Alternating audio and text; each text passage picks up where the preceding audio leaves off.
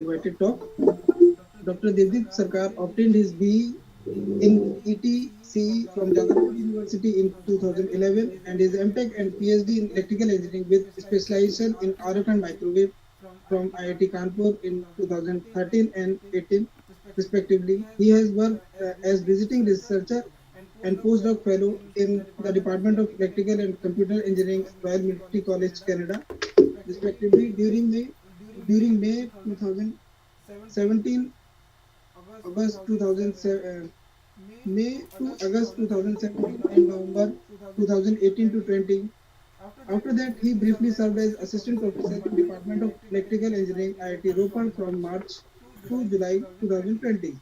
Since August 2020, Dr. Sarkar is as an assistant professor in Department of Electrical Communication Engineering, ECE, Indian Institute of Science, Bangalore. Dr. Sarkar has a one book chapter to file patents, 44 peer-reviewed journal, and 100 plus conference paper to his credit. He is an active reviewer in multiple prestigious IEEE transaction and letters, and an associate editor of journals IET, MAP, and IEEE Access. Dr. Sarkar has received URISI Young Scientist Award twice, APRASC 2019 and GASS 2020. Infosys Young Investigator Award 2022, 2022, Outstanding Young Professional Volunteering Award 2021 from IEEE Bangalore section, IETE Sri C. Vishwanath Reddy Memorial Award 2022, and many other best paper awards. He is chair of IEEE YP Affinity Group Bangalore section and also part of the IEEE APS Global YP Committee. Thank you, sir. And I would like to call Prajakta Sathe for the felicitation of the Sarkar, sir.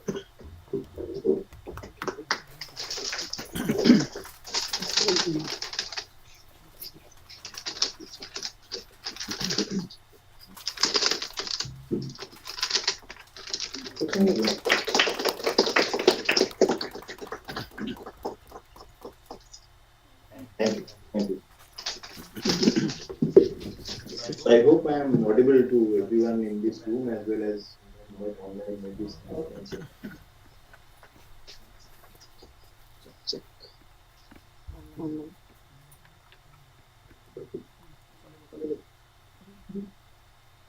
Yes, Yeah, sir. so okay.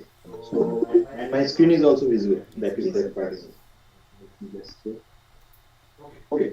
So first of all, thanks for inviting me over here at IIT AP-MTTS Advanced Sector. I guess you guys are doing very good IEEE activities. Last year you won some award, I think, from AP and MTT Society. So that's a good thing. And today, what I will be talking about, I already have it over here. So it is slightly futuristic, as you can see from the title, full-duplex and MIMO antenna configurations for this 6G communication and automotive radars. So before I begin my presentation, just a little bit of background that I will probably try to give is I am presently working as an assistant professor in this IIT Bangalore, and we have this laboratory, as we call it, IDEA Labs, and it is a laboratory for innovation and development on antennas, radars, and electromagnetics. And our aim is to basically resolve the problems which are relevant for next generation communication systems and healthcare, security and defense, and energy sector. So as you know, I mean, in order to solve different kind of problems, we cannot rely on a single technique, right? I mean, we need to make a good mix between this component level as well as algorithm level. Like many of you might be working on design of some filters or antennas or maybe power amplifiers. That is one aspect of the thing. Then we need to tie up different components and make the system work in the ultimate level. So in order to have that, we need sometimes, like, experimentation is always there, but sometimes in certain type of systems, multiple experiments may not be feasible. So we need to use some computational electromagnetic algorithm in order to solve those type of problems. So as I'm saying, like the like research areas are different and it requires an amalgamation between these different style of research. So we are like working on it. I was like the students who are there in the group and the postdocs, they are working on areas that span from antennas and circuits. And we are, I mean, young group, like a couple of years with still forming, and you all know, like first year, like mostly 2021, there was COVID, and very little amount of in-person interaction was there. So we are working on different topics. So specifically, I will be focusing on some of these areas like full duplex antennas and little bit on this MIMO and some of the MIMO antenna designs and different other applications like automotive MIMO radar antennas for that and some of the integration issues that we are trying to aim. So this is the main summary as I am repeating over here and some specific work. So just a bit of context, like all this work is done by one of the postdocs in my group. Like we are working on these different problems. He's a PhD from IIT Bombay, Dr. Devesh Das. So he joined as a postdoc in my group right when we are at the starting stage uh, back in February 2021, and now recently he has got this Institute of Eminence postdoctoral fellowship. So we'll continue his work for some more time. And so these works mostly are a product of like the work that he did with me at IISc. So I'll try to summarize the main part, and I'll be happy to like feel free to like if at any point you feel that there is some doubt or something, you can feel free to stop me and ask at that. So first topic that I'll be covering is this full duplex antenna system. So the question, I'll try to not make it too technically heavy. So what exactly is full duplex? So very simply, you can see this particular infographic over here. Like, let us say I'm trying to communicate from one node to another node. Typically, what we do, we try to like you all have learned about the SATCOM and the cellular communication. So we talk about the uplink frequency and the downlink frequency. So kind of it becomes the half duplex. Like one frequency we are using for the uplink, another frequency we are using for the downlink. And in case we are using the same frequency, then we are generally using different time slots. Let us say I give the example of a pulsed radar type of system, where we are once we are sending the transmit pulse, then after some the next time instant we are or next time slot we are recording signal from there.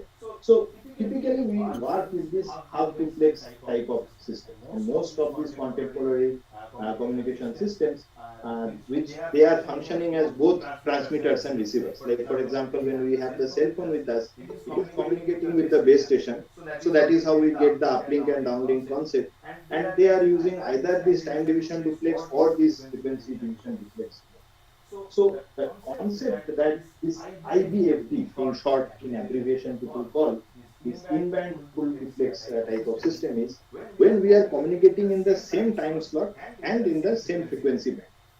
So what could be like the potential, like what advantages we will get? We can use the same frequency band for both uplink and downlink. So essentially, I mean, without going into any of the mathematical details, we can see that the spectral efficiency of the system is getting doubled. Or let us consider another scenario where we are trying to, let us say, a vehicle is moving and some handoff is happening from one node to another node. So for the uplink and downlink different frequencies, there might be different steps involved. So the latency of the system might get actually increased in a half duplex system. But if we are using again the same time and frequency slot for the communication, then there are like advantages. We can get rid of the latency problem. There can be more efficient algorithm. So IBFD definitely this is something which people thought that it is going to be useful. But I mean nothing comes for free. So there must be some problem. There is a inherent problem that is associated with this IBFD. So this particular diagram I am trying to just highlight the main root cause of this thing. So suppose this is one node as I am saying, and this is the node 2. So node 1 is having one transmit antenna, another receive antenna, TX1, RX1 I am saying, and node 2 is having one TX2 and RX2. So ideally what we want, ideally we want is TX1 to be sending the signal in the same frequency, same time slot to RX2. At the same time, I want TX2 to also be simultaneously communicating with the RX1. So that will ensure that it is actually a full duplex type of link. It is not like I am using one time slot to send signal from TX1 to RX2 and the next time slot for TX2 to RX1, or I am using one frequency for TX1 to RX2 or another frequency for TX2 to RX1. That would have made the system half duplex. What I want is this simultaneous use of both these things. Now, the problem is when I am sending the signal, this is my desired path, TX1 to RX2, something like that. But at the same time, there is this self-interference. Like this particular transmit antenna is actually some signal from that is actually falling onto the signal, or I mean the antenna RX1, and it is getting received over there. As you can see, this receiver will be generally placed in the terminal at a very close proximity. So this coupling level will be high. Now, I need to quantify these things. I will be coming to that later. How high coupling is desirable, or how much mutual coupling we must have in order to make this full duplex communication successful. So I take a very simple example. That is, let us say I talk about this femto base station. So if you want to see more about this, you can follow this very seminal paper, IDFB Wireless Challenges and Opportunities by S. Agarwal et al. In this uh, sometime back, 2014, it was published. But the basic concept of full duplex is still the same. Suppose we are considering femto base station and mobile handsets. And from the base station, let us say we are transmitting at 21 dB, and our receiver noise floor is at minus 100 dB. So if we assume that there is some 15 dB isolation between the base station's transmit and the receive signal path, then the base station's self-interference will be, you can do this simple math over there, it is going to be the 106 dB above the noise. So the main thing is that for full duplex base station to receive the link SNR equal to that of the half duplex counterpart, it must suppress this self-interference by more than 160. So this calculation I made by assuming the 15 dB isolation. If I change this number, automatically this second number will be changing. Now the thing is, like I will just go to this particular diagram over here. Why we cannot use, like let us say some variation order. There are different ways to mitigate this self-interference. If the self-interference is there, the receiver is actually getting saturated by the own signal of the transmitter. Like instead of effectively receiving the signal from the TX2, the coupled signal from the TX1 is actually dominating. So that intended application is gone over.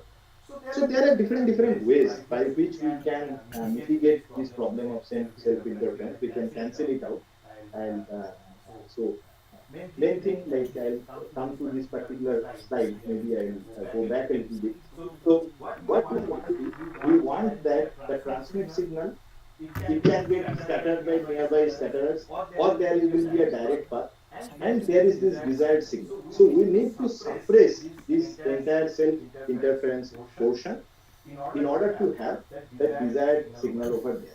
Now, this type of a scenario, this type of a problem, it is not that this is very new. It has a very long history, and it is in terms of the radar people might identify it quickly as something as the transmitter leakage that is used in the radar literature. And continuous wave radars, they are having this problem. And how we generally try to solve this? One way is to decouple or separate out, specially separate the TX and RX, these two antennas. If you can make it very far away, then automatically the coupling will go down. And this particular calculation, here if the coupling is very low, then automatically we can reach the receiver noise floor very easy. Another way, what people might think in terms of the signal processing perspective, is to achieve this cancellation in the digital domain. I mean, maybe subtract its own transmit signal. Maybe if the transmitting signal is known, why can't we subtract a portion of it and easily get rid of that? There is a problem associated with that solution, that is related to the dynamic range of the analog to digital converter that is being used there. And there are some numbers, like for example, if you use a 14-bit ADC, then you can find out that you can only achieve a certain amount of suppression, but still it is very high compared to the receiver noise floor. So what we can do is, I will another type of RF solution is, we can use a circulator type of system over here. But again, if we are using circulators, it can increase the cost of the system, or maybe if the solution can be useful in radar systems, but may not be useful in the compact terminals and systems.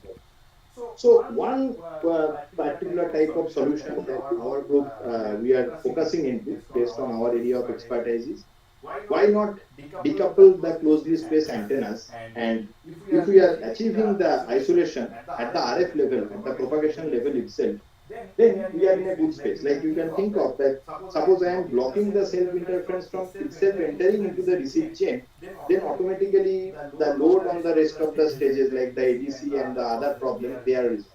So the basic aim, what we are trying to achieve is very high uh, mutual isolation between the TX and RX ports.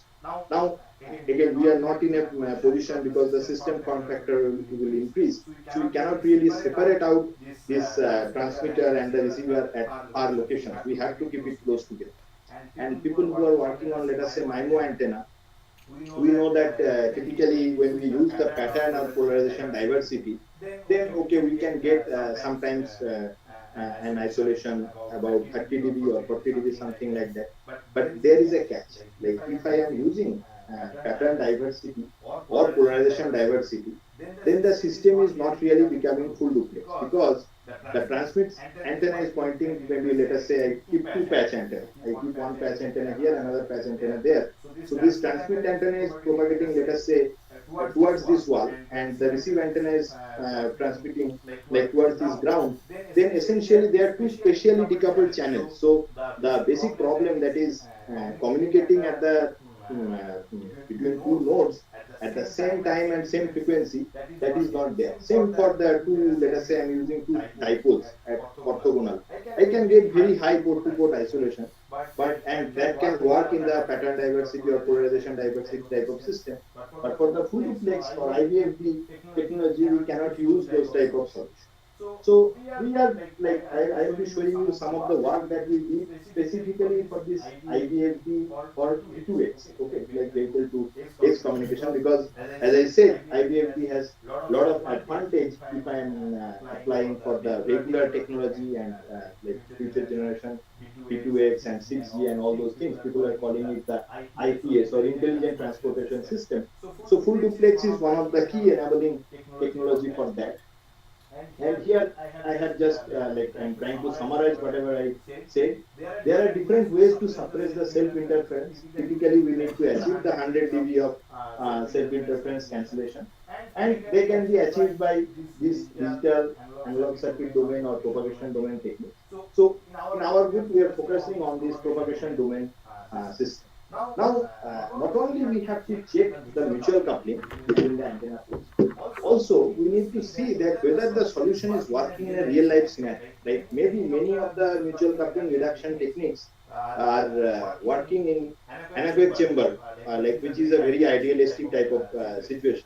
But let us say I want the IBMT terminals to work inside the room, and inside the room there are multiple scatterers, so might be different other contribution to the port-to-port coupling. Not only the maybe surface current based coupling, but also coupling from these nearby scatterers, like the transmit signal can get scattered by the different like objects, and these can also contribute to the total self interference. So not necessarily the self interference is equal to the S21 that we quickly compute in the network chamber scenario. It can be a combination of other signals also.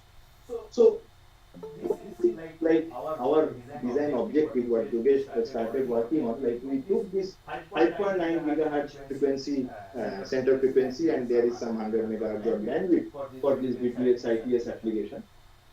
So why we choose this automotive band, I will come to that later. But the technology or the antennas that we actually developed, we have actually checked that they can be scaled to the, let us say, cellular bands also, like 3.5 gigahertz and 28 gigahertz like the FR1 and FR2, the different frequency bands that are there for our 5G now.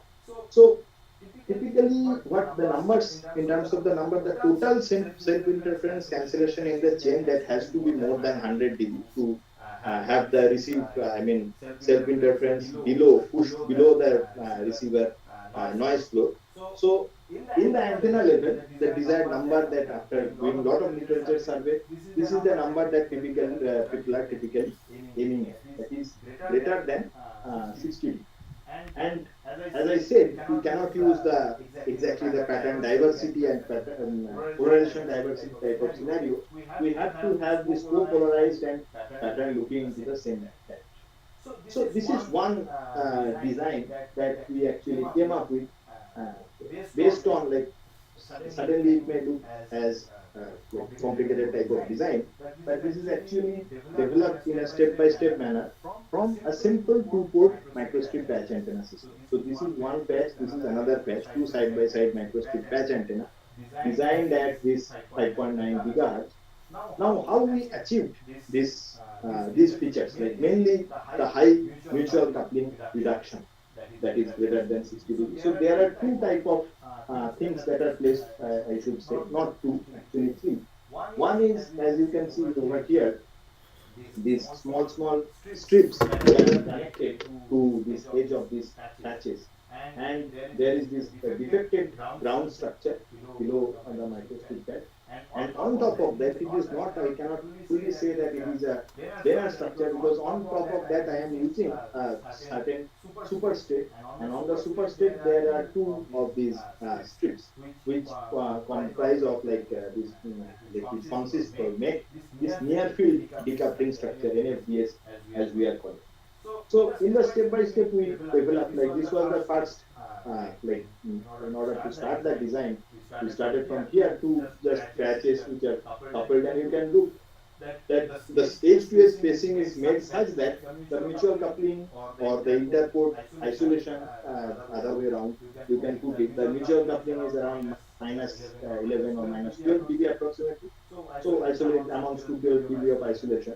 So after that, if I am putting these strips over here, it is making the structure a little bit of asymmetry, as you can probably observe. So, and the asymmetry is actually reflected from the scattering parameters.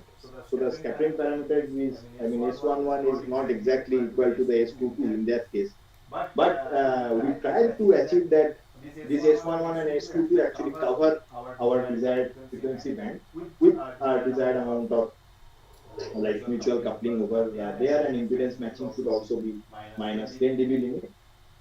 Now, after that step, if I am using like these two things, like the detailed steps I have not shown in this short video, uh, but once you place these things, you can observe that the mutual coupling has, like what we achieved is the S21 minima at this desired frequency band, we managed to get it down, like you can observe the mutual coupling is minus 90 dB in this case.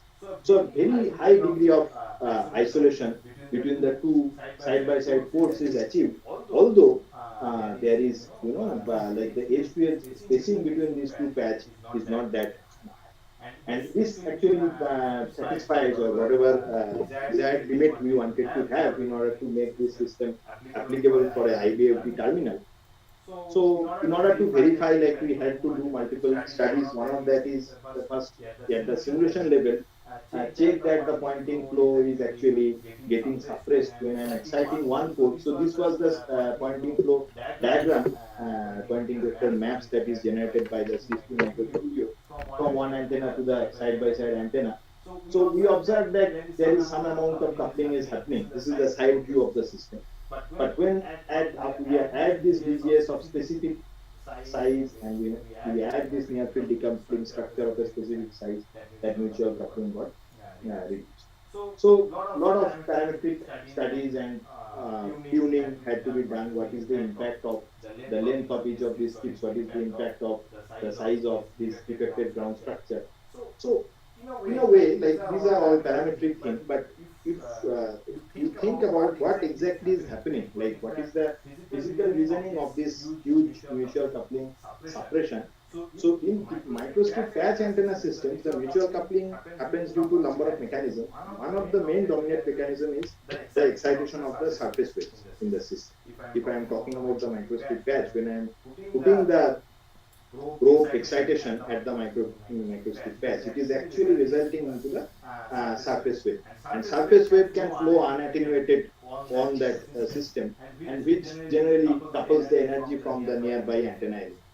So by making use of all these type of things, what we are making is we are changing the path of the surface wave, which is manifested from the surface current in the micro frequencies. When we go into terahertz, we call it surface plasmon and things like that. But in this case, we are talking about the surface current. So we are making the surface current get decoupled from one antenna to the other. And this results into this high degree of mutual coupling reduction. Now we had to, of course, verify this in a lab setup. We fabricated this system and this got measured in one of the anechoic chambers by Professor KGP lab. And we also measured the radiation pattern, co-pole and cross-pole levels were within the desired limit, and it was actually giving the performance whatever was predicted. So the goal, what we started with, like at the 5.9 gigahertz band, we want to achieve a mutual coupling reduction or isolation enhancement more than 60 dB. That got achieved in this scenario. And we compare the performance with the other topologies. So different other groups have also worked on this mutual coupling reduction, but in their techniques, either they have used, like mostly one of the common thing was use of this hybrid or circulators or other type of networks. And this is this particular paper where we reported the work, and the work was, I mean, in comparison with respect to like the bandwidth, of course, because it is a microstrip system, the bandwidth is not that great, but it is like for the operating frequency range which we targeted, it was sufficient. Like the V2X IPS band got covered. And now this is like the starting, like when we first worked on this problem. So quickly what we identified is this is a non-planar type of a solution, right? And we are using this superstate, and it is very very sensitive to the superstate placement, and if it is getting changed, then the mutual coupling is also getting affected drastically. So it is better to use a planar type of an environment, if I am using a PCB board, then one side and the just other side, these two printed layers we would like to have, not more than that. So that was the target which we started off with. And another thing was the size of the system. Although in the previous work, the size was not that much, I did not focus on, but the entire footprint of the system, that is also something very critical in many of the integration issues. So we started off with the same patch type of two patch type of antennas, but then we made resort of some other techniques. And that is the array of these small via or the PTH holes that we made. I mean, it may visually look little bit like the SIW, but it is nothing but the array of the shorted pins that we are using in this topology.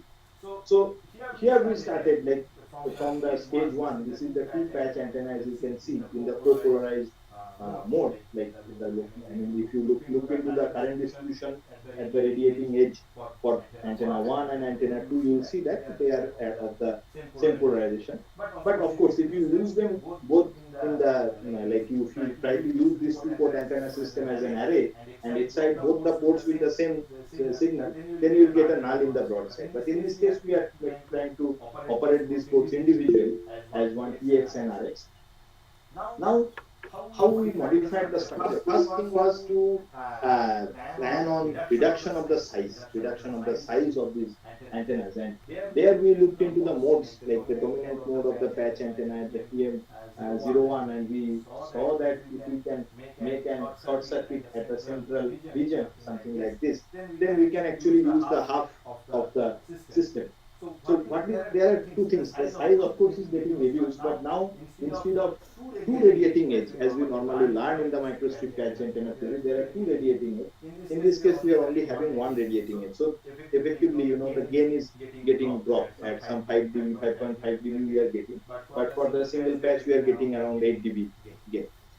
But if we compromise on the size that we made in this particular structure, and then we use this L-shaped extension, and on top of that, this gear loading was. And objective was again the same, that to reduce the flow of the surface current. So these were like after stage 1, stage 2, stage 3, stage 4. You can see how we are bringing down the S21 without compromising on the S11. Like the S11 response, of course, it is, we need to have it around this 5.9 gigahertz. So all these things are, I mean, parametrically optimized. There is no, I mean, automated routing. This had to be done by the scholar himself. So, and eventually we check that, okay, the Poynting vector distribution is suggesting that the mutual coupling has been significantly reduced. And then we build this system and again tested and measured in the same manner.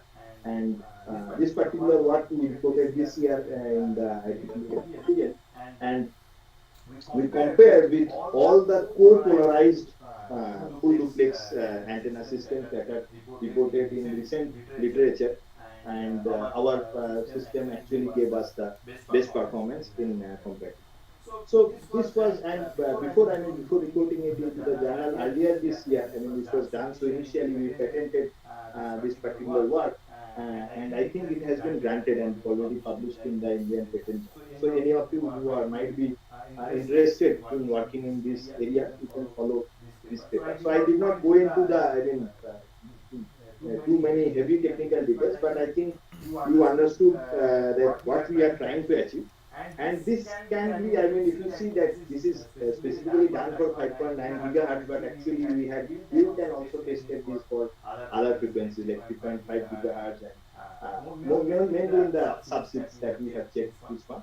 I think in his IOE work, Jogesh also has plans to use some of these things in the for millimeter waves. That is part of his proposal, and recently we have got some breakthrough. Like this is all, I mean, because the work is not reported yet, I cannot share too much detail. But this work is mostly based on the multiple radiator, like one TX and one RX, as you can see. But as earlier I have shown, like people use the shared radiator and some circulator in order to operate this full duplex terminal.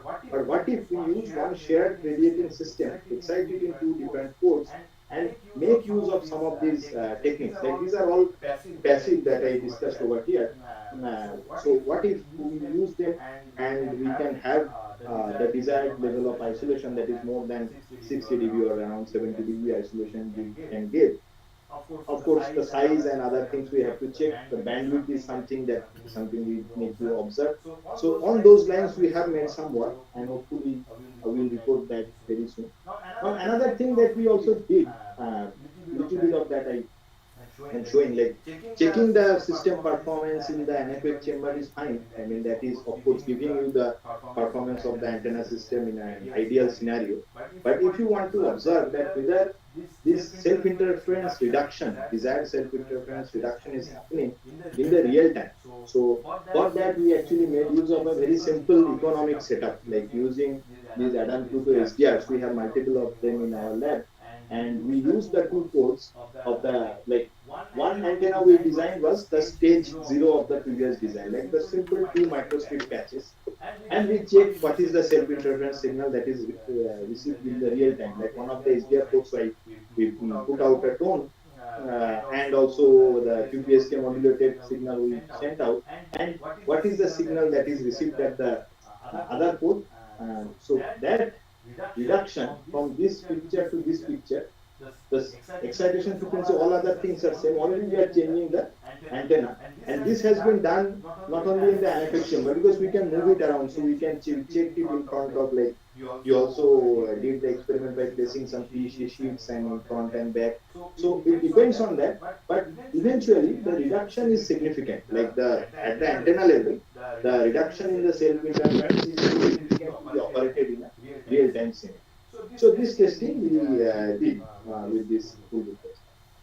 So this brings to me the second problem that I'll be discussing. And while we are doing these microstrip antenna systems, there are ways to, like some of the work I did during my master's and PhD, that use of, like skip these slides, like use of split ring resonators or complementary split ring resonators loaded on the microstrip patch in order to have multi-band performance. Like some of the work, like basic structure of this type of system is like this, where we have the microstrip patch and some CSRR or SRR loaded on the system.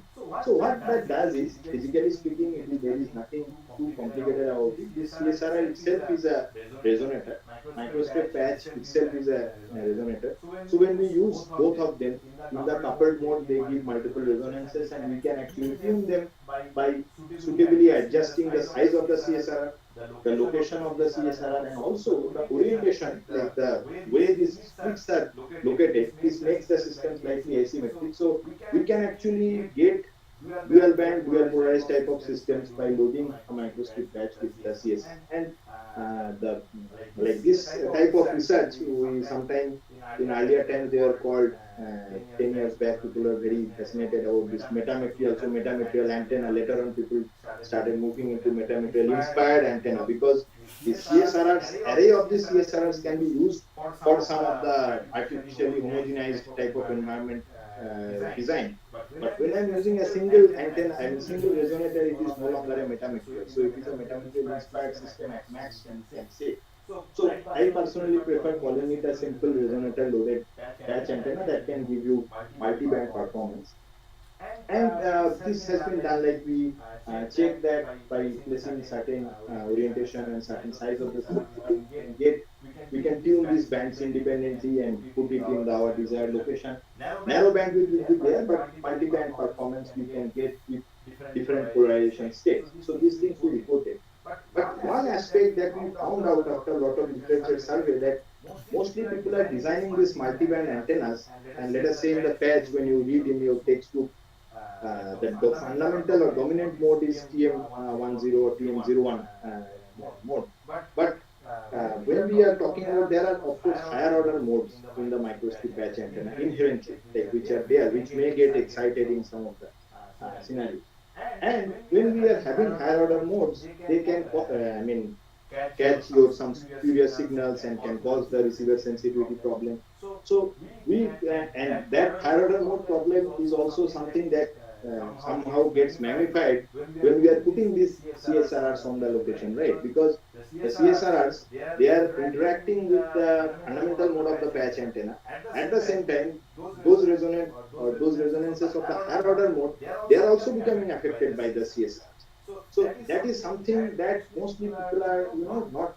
I would not say not taking care of, but we don't really bother, because the people who are designing these multiband antennas, typically we take our observation frequency range very narrow. So we don't simulate the system in the higher frequency region. So once you have, like let us say this particular system where we have the CSRR loading, it gives you very higher order modes are also getting linked to this resonator loading, and some new frequencies are coming. Those sometimes those frequencies are getting scaled down. So one thing that we thought, is there a way to solve this problem, or if we can have the multiband performance in the lower frequency range, but at the same time if we can suppress the higher order modes. So one of the techniques that we actually came up was, it was slightly not, I'd say, obvious, but somehow it actually came up and we had to explain it in the back way. So there was an element of non-obviousness to this design. The thing was very simple, like just placing a shorting post at the central region of the patch. We found that, let us say this is the system, I'm just showing the comparison. Four microstrip patches in this rotationally symmetric arrangement, all of them loaded with the CSRR. So they give you this dual band, and actually you can match this third band also in some other orientation. But this dual band, at the same time, there are these higher order modes, and you can see there are a lot of this S21 is also getting linked over there, and these higher order modes, the resonances like this impedance matching points are also coming in this high frequency region. So the main radiation or fundamental mode is around about this 3.1 to 3.9 gigahertz, but this higher order mode around this 9 gigahertz we are having three times of the thing that is being getting excited. So we can see that what is the current distribution at these higher order modes or modified higher order modes for this CSRR loaded system. Those are at the 8.3 and 9.4 gigahertz, and we can find out the current distribution. So from there, it is a slightly backwards. I am trying to explain the property. Like when we are using the shorting posts, what is happening is for the normal case, these shorting posts are not interacting that much with the current in the fundamental mode, but they are actually suppressing the higher order mode. So it is a very simple but effective solution. The placing of this shorting post at the center of this patch, we have to tune, I mean, slightly like after placing the shorting post, minimal tuning of this CSRR size and position may be needed, but this framework is the same. And you can see the difference between these two designs. Like this, where we did not have the shorting post, here we had the shorting post, and you can observe that this particular region, you are having the higher order mode suppression. So, and from the current distribution also, we validated that definitely the higher order modes are getting suppressed, and we are getting very minimal coupling at this week. So this was one thing that we tried to investigate whether it is more generic for the other frequency bands also, and whether this solution technique is effective. So that we found that it is indeed effective. So we tried to validate this mechanism like by building this shorted post based designs. We built the micro 4-port microstrip patch antenna system, and then measured the radiation pattern and gain and S parameters. So simulated and measured S parameters indeed suggested that the higher order mode has got suppressed in this type of system. So very recently, we are trying to extend this one for bigger arrays, and one of my students who is presently working as an external research program candidate from Astra Microwave. So he's working on this problem. So he was also built like previously was a 4-port type of geometry that I shown, but the generality of this thing, he is working on phased array type of systems. So he has built this thing at his place at Astra, and this 16 port is also building more higher number of ports of this system. So here we found that the S parameters, only the S11 plot is shown over here, but the significantly reduction in the higher order mode by simply placing of this PTH that we observe. So this solution, earlier part of this year, we actually applied for the patent, Indian patent. So finally, I'll come to the last phase of my talk. I hope I have some 10 minutes also. So this is regarding this millimeter wave automotive radar. Like the previous two works, I was mostly focusing on the 5.9 gigahertz or 3.5 gigahertz band. But here we are working on this millimeter wave automotive MIMO radar. So there are a lot of jargons over here. One is this automotive radar, and also the MIMO radar and millimeter wave. So why we need radars first of all in the automotive application, that is you need to understand. So as we all know, like there are incidents of big like accidents being caused by the human error. So people are looking, like the automotive industry is looking into design of this ADAS or advanced driver assistance system. So what they can do is we can make use of these techniques. Like one thing of course is the camera, but other thing like in the night time or more real time type of scenario, we can use the radars in the vehicles to have these multiple features. One is this, adaptive cruise control or the rear pollution warning, blind spot detection. So there are different applications. I have tried to summarize them over here. Pedestrian detection. So normally we think of radar from like let us say ground penetrating radar for other applications, or we talk of like detecting your enemy flight using the radars, or enemy tank entering into the territory using radar, and then we talk about the radar cross section reduction. So that is one side of the problem. But in the civilian industry also, I mean civilian automotive industry, people are looking to build this MIMO radar type of solution. And there are different like short range, medium range, and long range. So as we all know, like they are classified based on like the typical parameters like field of view and maximum range and angular resolution. So some of those things I'll be just bit of touching on.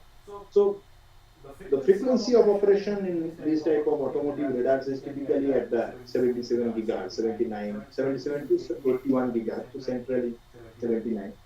LRR is 76 to 77, MRR 77 to 81, SRR 77 to 80. So this is a typical schematic of a MIMO radar configuration.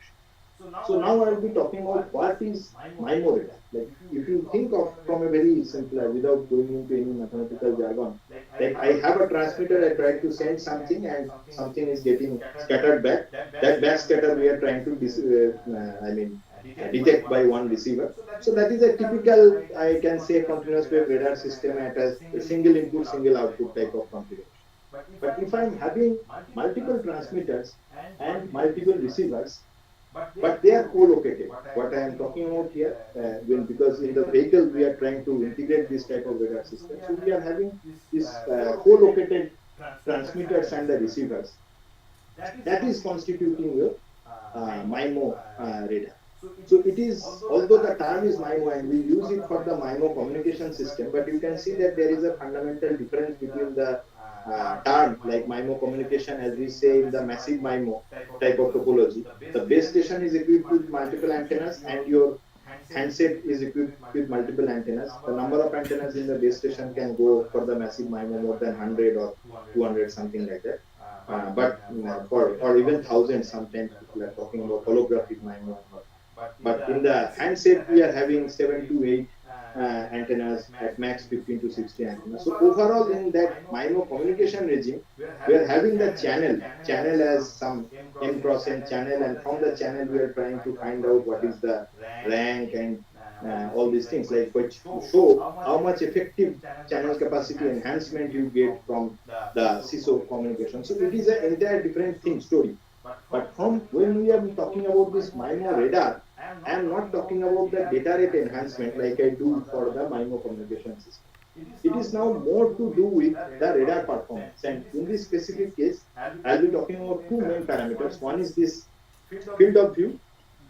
Another aspect is your angular resolution. So how does use of multiple antenna, multiple transmitters and multiple receivers help us in achieving these properties? So I mean, why do we need radars? I think we already covered that. That we can, we need to find out, like as I said, pedestrian detection or maybe detecting another vehicle that is coming, so that we can have this advanced driver assistance system. So now, if I simply think about MIMO radar configuration, how we manage to achieve direction of arrival finding, a very simple problem. If I'm having a transmitter like this, let us say I assume all of them to be at the same polarization and some gain is there. So what we try to find out is, we try to find out the direction of the backscatter signal, this direction of arrival, this angle theta, that is measured by having or by some measurement of this phase difference between the signal that is being received over here.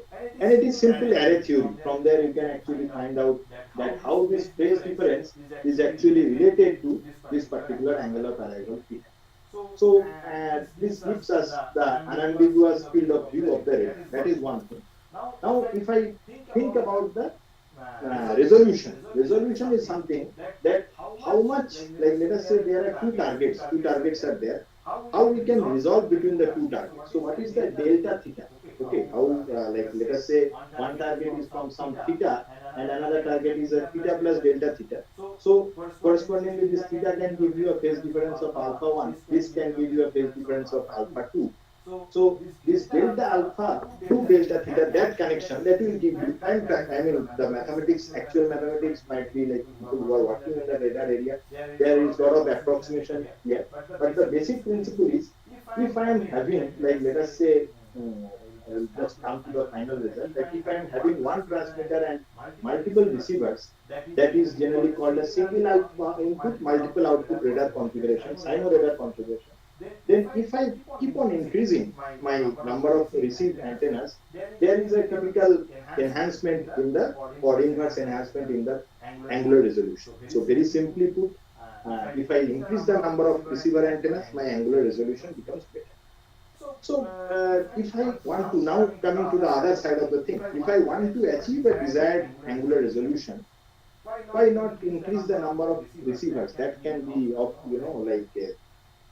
something that we can be use and we can have a desired resolution. The problem of using or continuously increasing the number of receiver is that you're in the receipt chain, each of that will involve a certain enhanced cost because you need to have the LNA and all these things for all these receive antennas. So that is something that can be non-economic. And I am not saying it will not solve the problem. The economics of the problem is something that will be hampered. So then people found out that I think this is not a new thing. Like it is people in the radar signal processing they have proposed it much earlier. You can see the timeline. This paper, whatever I am showing, is almost 20 years back. And this is a very like good paper on this area, MIMO radar with co-located antennas, very fundamental paper. So some of the like plots that I am taking are directly from this work only. So what people found out is we can actually use this co-located MIMO radar configuration or multiple antennas to have enhancement of this angular resolution without even increasing the number of receive antennas to the desired. So the numbers will come later, but one quick classification thing that is, in this case, the principle of MIMO radar does not always mean that we have to place the transmitter and receiver antennas on the same plan. So this is one quasi-monostatic configuration that I am talking about, which is relevant for the automotive industry. But there are ways to use the MIMO radar principle with widely separated antennas also. Now, you can ask me that what is the benefit of using multiple antennas? What exactly we are trying to achieve?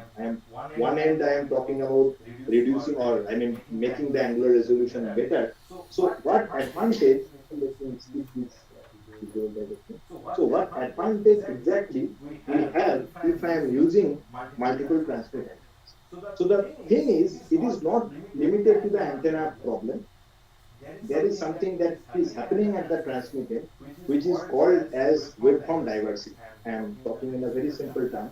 So in a typical phased array, what we have, like let us say I am not operating these two antennas like a phased array. Like the same signal I am not sending. In the phased array, what we do? The same signal comes from here and that is being, distributed into these multiple paths and the multiple weight factor. So the basis of the signal is the same.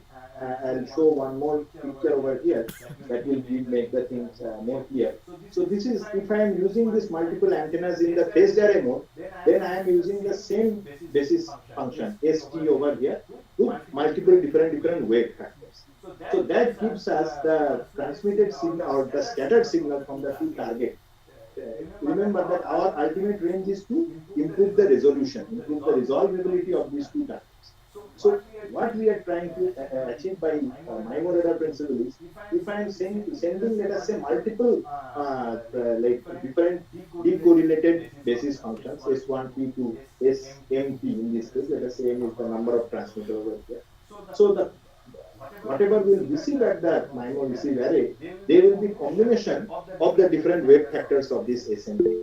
So, I mean, there are a lot of maths involved in this, and for that interested people, you can go through this particular paper. So, this is what I am trying to emphasize over here.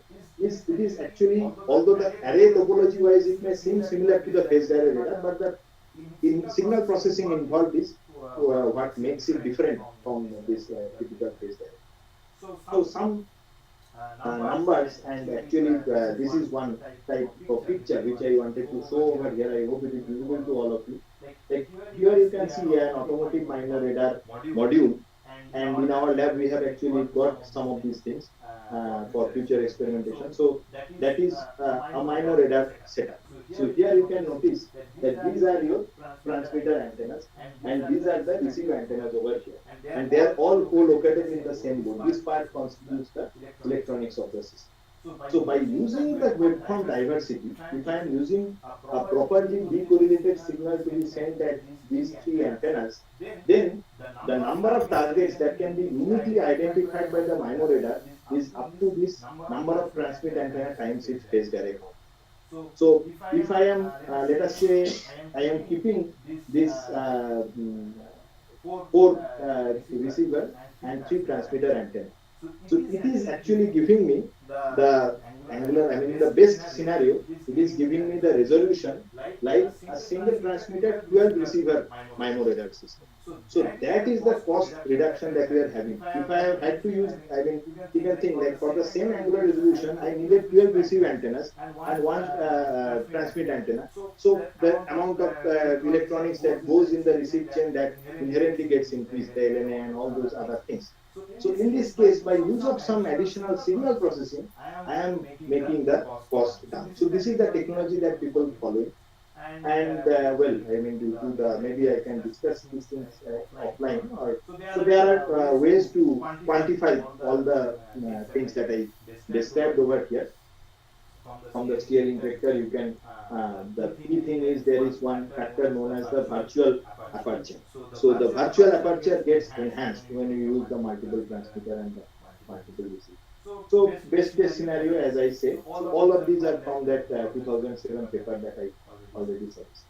So in our lab, what how this problem actually came up, we were in dialogue with some of the automotive people, and Jogesh during his PhD also did some work for this MBRD, Mercedes-Benz, and they were working on some of these problems. And later on, we wanted to extend this research, and we started one side of it is to build these antennas which are suitable for the MIMO radar, and the type of this is co-located series fed patch array. So antenna wise, I mean, it is not, I would not say it is too complicated. I mean, you know that how to use this binomial tapering or Chebyshev, other type of things to taper these antennas to improve the side lobe level and bandwidth at the 77 gigahertz.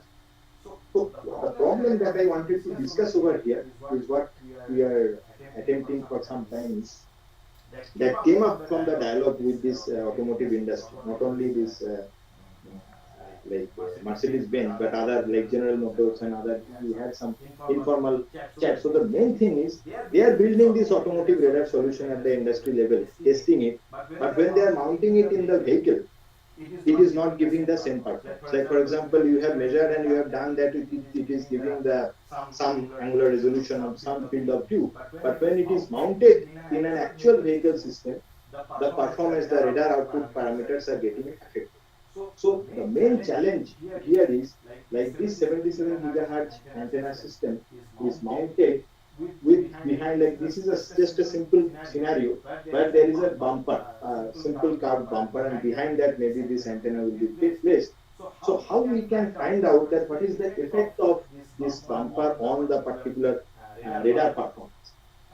So brute force simulation is one thing. Definitely, if you have a good amount of high, I mean HPC and the compute power, you can find out. You can solve this. But you can see that range like 60 millimeter, roughly, I can say like let us say 80 gigahertz. I'm saying. So I mean the lambda naught is roughly of the order of some 2.5 millimeter. So 60 mm, 55 mm, it corresponds to some 50 lambda, some of that. So, and again, there is curvature of this bumper. So, one another, I mean, not only the bumper size and thickness and other thing, some innocuous thing also can cause the significant perturbation in the radar performance, and that is the paint. Like that is one aesthetic thing. Like people can think about putting different paint layers over there, and that is changing the performance of the radar. And like if I'm designing something for the automatic driving system, and I'm saying that it is actually getting affected by these minor things, then of course the industry will not like it. So one way we try to solve this problem, like I mean, it is still an open-ended thing, but at least that high simulation requirement, that we try to use this equivalent source modeling. Sometimes we all study maybe in the advanced engineering electromagnetic courses and all. So for this multi-antenna system, we can find out the near field equivalent source for each of these port excitations at the transmitter. Like this is a two transmitter, four receiver type of a MIMO radar, and we try to integrate it with the bumper and try to find out how the dielectric constant of the bumper is actually changing the radiation pattern. And from the radiation pattern, there are certain functions that people calculate. One is this bidirectional loss model. Another is this antenna array ambiguity function. So you can actually compute them by some small formula, you can actually refer to our conference paper published last year. And in fact, we have tried to summarize some of these things in this chapter. So without bumper and with bumper, this angle, I mean, this type of plots, they are known as the antenna array ambiguity function plots. So they give you some idea of how the system is actually performing. So you can see that as I am changing the permittivity of the bumper without changing the other things, you can see the performance is going haywire for different combinations. So another thing that we wanted to add over here is, if you remember the TI picture, and actually these modules are not that much expensive to get. So this represents the resolution, and this is representing the field of view. So when we are making a 2D MIMO radar, like displacing this transmitter slightly in this manner, so the virtual aperture actually changes.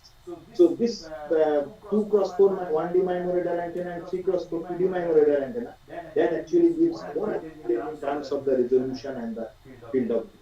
So that we found out, like what is the performance without bumper and what is the performance with the bumper, plus some of this primer coat and base coat, the way the people, the automotive industry people, they are mentioning about these different paint layers. And one, like, I mean, first step towards solving the problem is how much these things are actually can change the radar performance, and then there are ways to do the back calibration of this type of system. So this is one of the like work that yes, we did. It is mostly in the simulation level, and now we are looking into some of the experimental works on this by the TI MIMO radar module. So the work so far I described has resulted into these publications. So thank you for your attention in this. And this book chapter probably will come up very soon, earlier next year, where we have summarized these of the earlier results. So any question, I'll be happy to take. Thank you for your questions.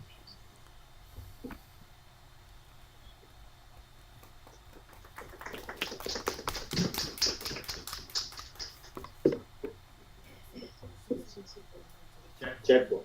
Okay. Maybe one of you can read it out.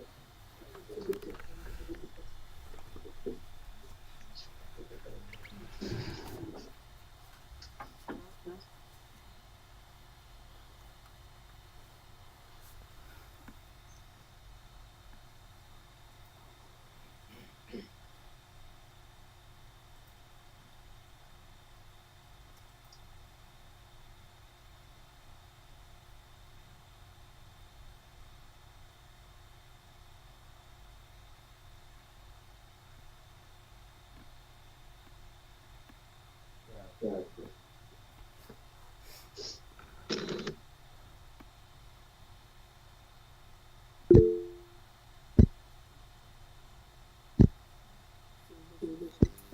Yeah, maybe I can answer. I just go.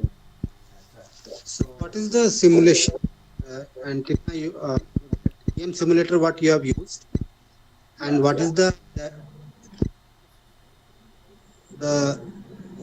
EM simulator what you used for this simulation? Hmm. Yeah, so we are in our group. We are having the You have micro. this strip antenna. Yes, these are mostly the micro. I mean, CST Micro Studio, CST MWS that we are using for the simulation. All the work that I have shown, they are using CST. And some of the equivalent surface model purpose, we use ADS for the simulation. And okay, material in the patch antenna, we are using Rogers substrate. The radome cover that I think in one of the ones. So these details actually you can see the published paper. All the details are there. We are using FR4 for the superstrip, and power in DPI. So in the lab type of setup, we can give different powers, but we are mostly using the scattering parameters S21. So it is referenced with respect to some input power. So when I showed you the experiment, which we have done with the SDRs, I think some 5 dBm of the transmit power we sent, and I mean we can use the in some of my other postdoc who is working on some biomedical application. So she is using some amplifiers to